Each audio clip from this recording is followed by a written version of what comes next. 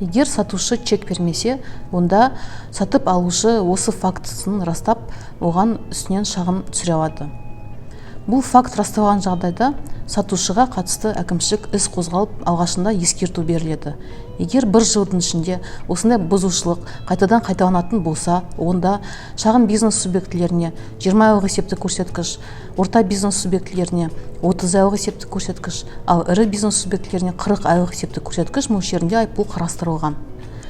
Сонымен қатар, егер де сатушы QR кодпен төлеуге немесе посттерминал арқылы картамен төлеуге бағытталған сатушыға осындай төлемді қабылдамай жатса, және тек қолма-қол ақшамен қабылдаймын немесе тек переводпен қабылдаймын деген талаптар қойып жатса, ол жағдайда да оған әкімшілік іс қозғалады.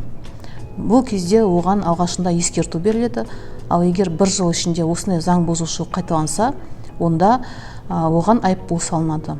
Шағын бизнес субъектісіне 15 айлық есеп көрсеткіш мөлшерінде, орта бизнес субъектісіне 30 айлық есептік көрсеткіш мөлшерінде, ал ірі бизнес субъектісіне 50 айлық есептік көрсеткіш мөлшерінде айыппұл қарастырылған. Қазіргі уақытта мемлекеттік кірістер органдары тарапынан азаматтық бақылау түбіртек талап ет акциясы іске қосылған.